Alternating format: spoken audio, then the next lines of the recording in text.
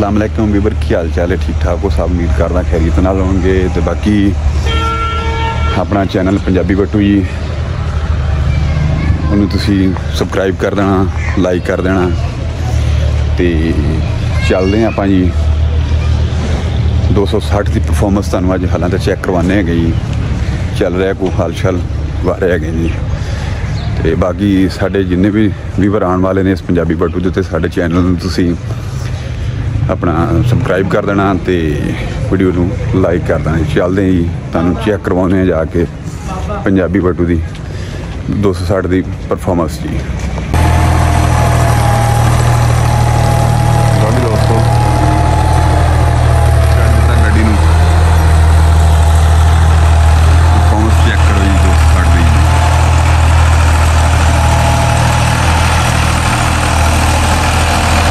मैनू इन्नी पास इस जगह मिलती हैगी, एडी पास नहीं मिलती।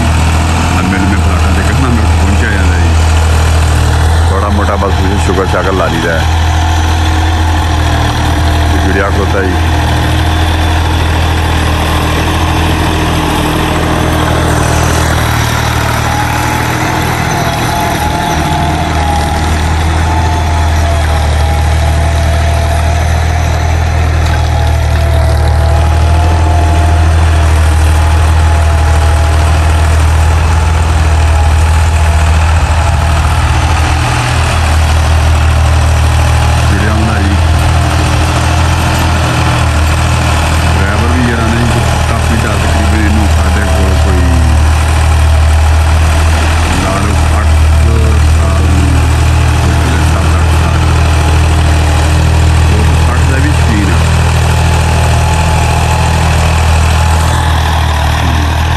बैक साइड के उत्ते अपनी कोठी नज़र आ रही, तमीर हो रही है लग चाहिए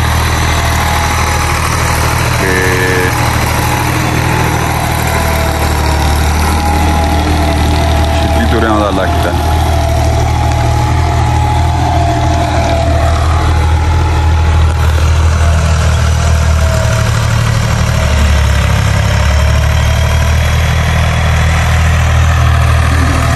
बाकी कोठी का कम शम हो रहा है विचों।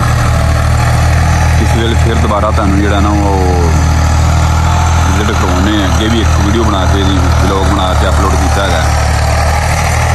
हुण फिर दोबारा वजना बनाने किस टाइम ये भी कितना कम शम हो गया है, लगे मिस्त्री लकड़ छकड़ का काम हो रहा है।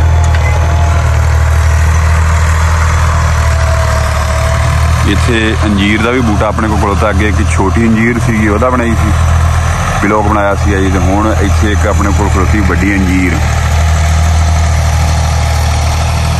वो फल लग्या खड़ोता उसनूं ते वो आपां तुहानूं ना दिखाने किसी वेले। बूटा हैगा छोटा जिहा, मैं करदा जूम इत्थों आ जाना उहदे अंजीर का बूटा है। बकायदा अंजीरां लगियां भी खड़ोतियां कोले जाके किसी वेले कोला दा वीडियो पाउने असीं।